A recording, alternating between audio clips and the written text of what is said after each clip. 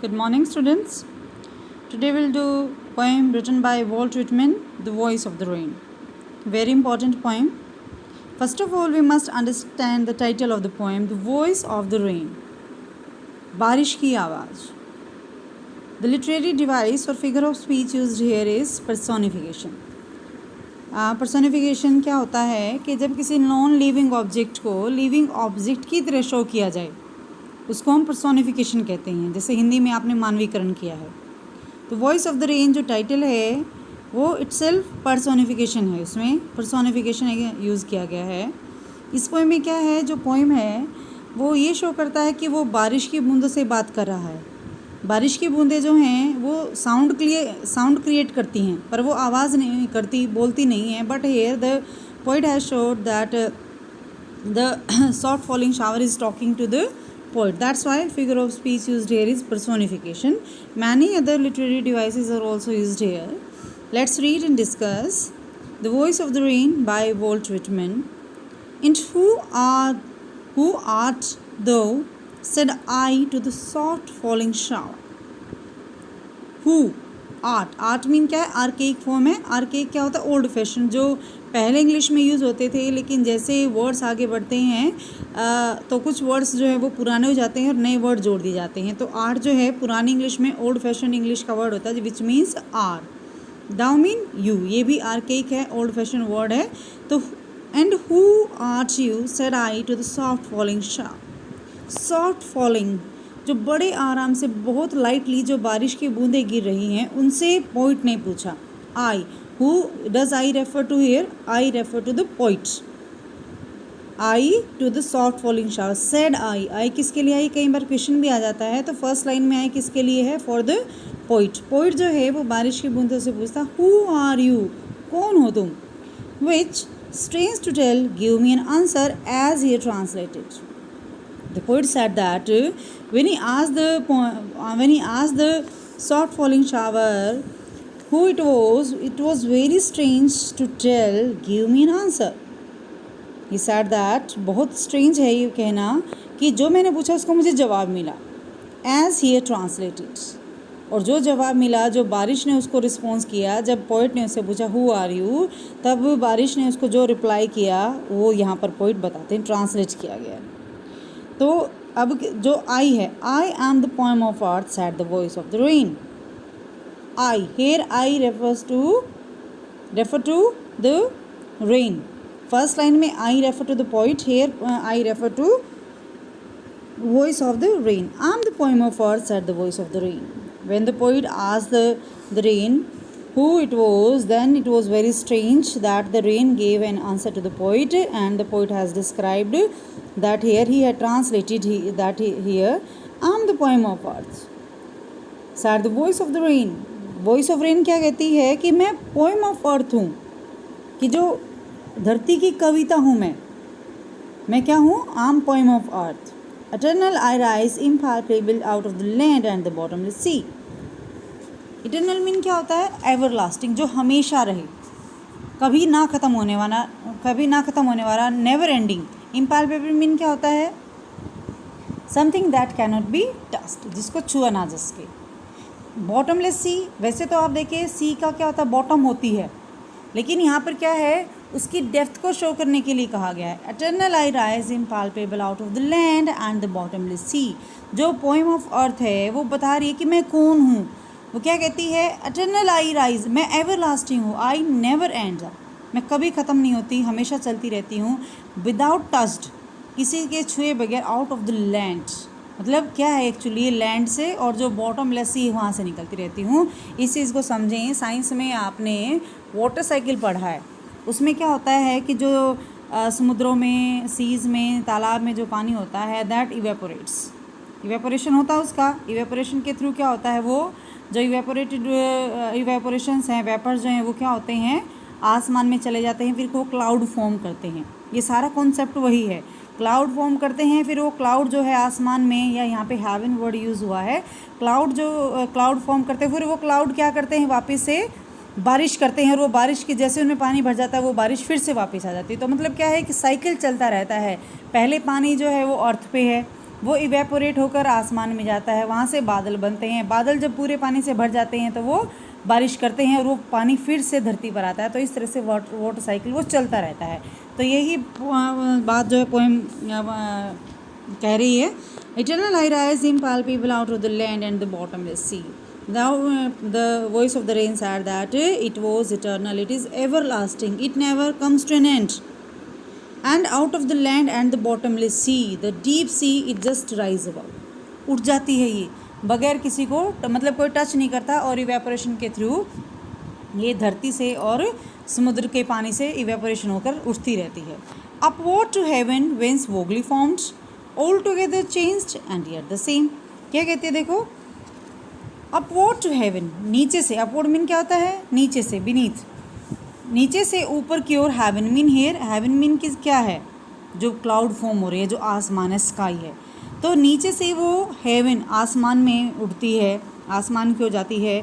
The rain rises out of the land and bottomless sea upward the sky, there in the sky again it's takes birth in a vague form, whence vaguely formed. Vaguely mean क्या होता है, that is not clear, unclear, मतलब किसी को दिखाई नहीं देती, लेकिन उसकी फॉर्मेशन होती है। ऑल टुगेदर चेंज्ड, ये क्या है, पूरी तरह से चेंज भी हो जाती है, चेंज हो जाती है ना, क्यों, वेपर्स जो होते हैं, पानी होता है, पानी से वेपर्स बनते हैं, वेपर से फिर रेन बन जाती है। तो टोटली चेंज है एंड येट द सेम, लेकिन फिर भी सेम है। कैसे सेम है देखो, अपवर्ड टू हेवन, जो वाटर वेपर्स हैं वो आसमान की ओर उठते हैं, आसमान में उठने के बाद क्या होते हैं, वो क्लाउड में जाकर रेन का फॉर्म लेते हैं और फिर वापस आते हैं। तो इस तरह से ये वोगली अनक्लियरली फॉर्मेशन होती है उसकी। ऑल टुगेदर चेंज्ड, सारी की सारी चेंज भी होती है, येट द सेम, फिर भी सेम है।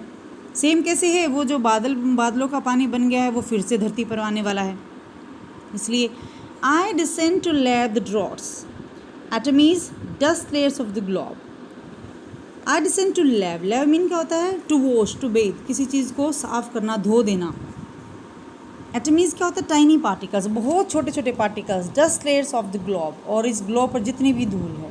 डिसेंड मीन क्या होता है, बेंड डाउन, में झुकती हूँ। तो जो water voice of the rain है वो क्या कहते हैं, descend to lave the droughts, कि जितने भी, मतलब क्या है कि जितने भी मैं क्या करती हूँ, ड्रॉट्स, ड्रॉट्स मीन क्या होते हैं, जहाँ पानी नहीं होता, सूखा, कि मैं उनको धोने के लिए, जो टाइनी पार्टिकल्स हैं उनको साफ़ करने के लिए, और सारे ग्लोब पर जो डस्ट लेयर्स हैं उनको साफ़ करने के लिए नीचे आती हूँ। मतलब क्या, जैसे ही बारिश का पानी नीचे गिरता है, चाहे कितनी भी धूल उड़ी हो, बारिश के पानी से वो धूल रुक जाती है। कहीं सूखा पड़ा है तो वहाँ पानी अवेलेबल हो जाता है ना। Dust layers of the globe, छोटे छोटे पार्टिकल्स जो हैं उन सबको, जो बारिश की बूंदें हैं वो क्या कर देती, लैब कर देती हैं, वॉश कर देती हैं, नहला देती हैं। And all that in them without me were seeds only latent unborn.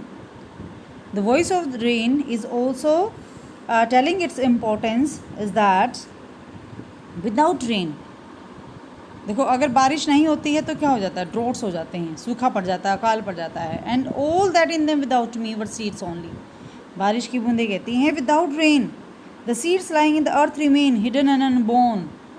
Latent mean क्या होता है, हिडन रहते हैं, छुपे रहते हैं। अनबोर्न, वो जब तक उनमें पानी नहीं जाएगा तब तक वो बड़े पौधे नहीं बनेंगे। तो बारिश की बूंद क्या कहती है, without rain the seeds lying in the earth remain hidden and unborn and they just come to life, they sprout to life only when it rains. जब बारिश की बूंदें गिरती हैं तो जो बीज हैं, जो धरती में छुपे हुए हैं, जो अनबोर्न है अब तक, वो उगना शुरू हो जाते हैं। मीन जैसे ही पानी उन पर गिरता है, जिन बीजों को बोया जाता है, जैसे उन पर पानी गिरता है तो वो दोबारा से उग जाते हैं। And for ever by day and night I give back life to my own origin. और इस तरह से पोइम क्या कहती है, फॉर डे एंड नाइट, हमेशा, दिन रात, हमेशा मैं लगी रहती हूँ किसका, मैं, I give back life to my own origin, मैं अपने ही ओरिजिन को दोबारा लाइफ देती हूँ। Day and night endlessly the rain gives life back to the place of its origin. Mean क्या है, समझो ज़रा, कि जैसे बारिश की बूंदें हैं, पानी है, पानी से इवेपोरेशन हुआ, वेपराइजेशन हुआ, फिर वो क्लाउड फॉर्म में पानी हो गया, फिर वो नीचे आना, तो वापस वहीं पर आना, मतलब वो वाटर साइकिल जो चल रहा है उसके थ्रू क्या हो रहा है कि सारी चीज़ें वही की वही हो रही हैं। तो I give back life to my own origin. तो पोइम कहती है कि मैं फिर से सारी इम्प्योरिटीज़ को, सब कुछ धोकर मैं अपने आप को फिर से ओरिजिन देती हूँ। And make pure and beautified, और डेफिनेटली जब बारिश की बूंदें गिरती हैं, जहाँ ड्रॉट्स होंगे, जहाँ धूल होगी, वहाँ पानी गिरेगा तो क्या हो जाएगा, वहाँ पर सूखा ख़त्म हो जाएगा, हरा भरा सब कुछ हो जाएगा। तो definitely make pure and beautified, और जहाँ कहीं भी मैं गिरती हूँ उस चीज़ को प्योर और ब्यूटिफाई कर देती हूँ bye washing down all the dust and impurities of the earth, and it also beautifies and make pure each and everything. Now the next two lines are in a bracket क्यों है ये, क्योंकि ये एक observation है। ये जो poem के साथ डिस्कशन हो रहा था पोइट का, या जो पोएम रिस्पॉन्स कर रही थी, वो नहीं है, बल्कि ये क्या है, फॉर शोइंग, ये क्या है कि ऑब्जर्वेशन है पोएम की, कि वो क्या मानता है कि पोएम और जो सॉन्ग होता है, सॉन्ग और जो रेन होती है उनमें सिमिलरिटी होती है।